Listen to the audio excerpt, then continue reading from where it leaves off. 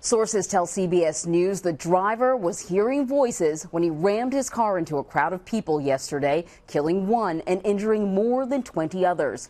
Early tests show suspect Richard Rojas had PCP and marijuana in his system. Jerika Duncan has the latest, but first, we need to warn you, some of the video you're about to see may be hard to watch. Part of the rampage was captured on surveillance video. You can see the red Honda quickly make a U-turn and take off down the sidewalk. After mowing down 23 people, the car then crashed into barricades meant to stop runaway vehicles. The girl who was walking next to me is on the ground in a heap and is clearly dead. It was just speeding as fast as it could, hitting as many people. Elisa Elsman, an 18-year-old girl visiting from Michigan, was killed. Her 13-year-old sister was also injured, but survived. 4-7, we have multiple people run over. We just need ESCUCHÓ and multiple ambulances.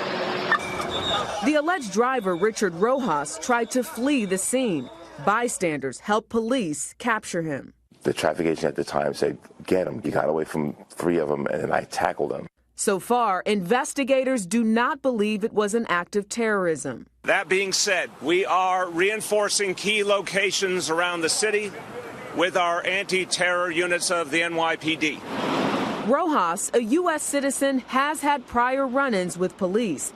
Earlier this month, he was arrested for menacing. In 2008, he was arrested in Queens for drinking and driving.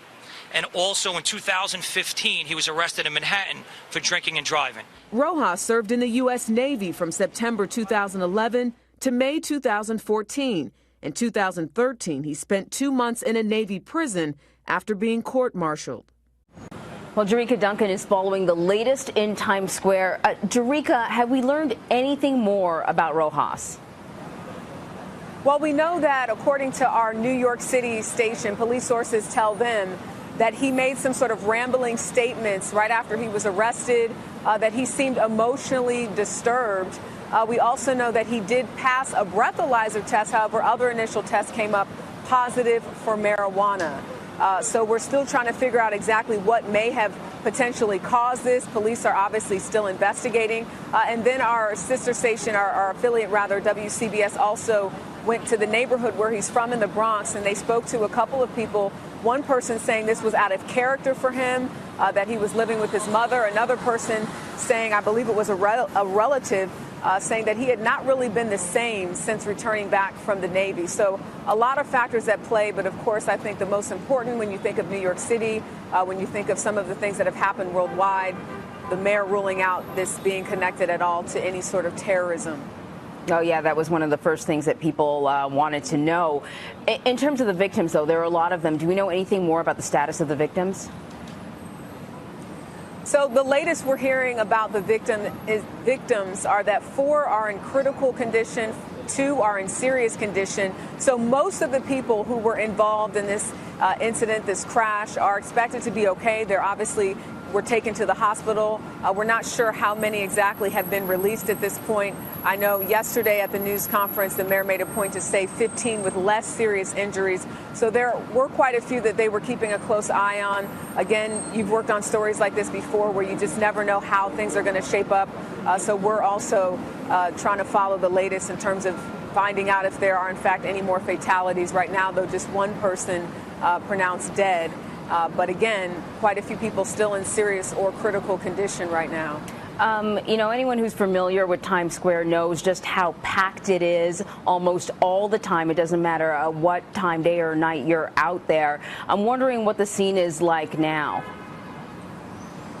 Everything kind of seems back to normal for the most part. I mean, right here is where that car landed. You can see there's crews out here cleaning up some of the sand and whatnot that was placed here. But this area is still barricaded off, but folks are still able to get up and down Broadway. You can walk freely, and this whole area was not like this yesterday, from like 45th Street to about 47th Street, Broadway, 7th Avenue, if you're somewhat familiar with Times Square. All of that was blocked off as they investigated because, again, that car was still here. But the car has been removed. You can see there are people behind me walking to and from different stores or to work. So things are pretty much back to normal. Again, at this point, people still want to know, how this man was really able to get on the sidewalk and as far as he did 3.5 blocks, it's still unclear. Obviously, there are some sort of barricades that are set up for incidents that may occur like this, but I'm sure that New York City Police will be reviewing its procedures and practices to find out what more they could do to prevent something like this from happening again. Yeah, Jerika, you read my mind, because as you were talking, we were showing sort of the animation of his journey up the sidewalk, and it is still stunning to me that he was able to travel that far. Once again, if you know Times Square, the area is packed. If you're in a cab trying to get through the area, you're going at a snail's pace usually. So the fact that he was able to travel that far and avoid hitting another vehicle and being stopped is really remarkable. Jerika, Duncan, thank you so much for your reporting.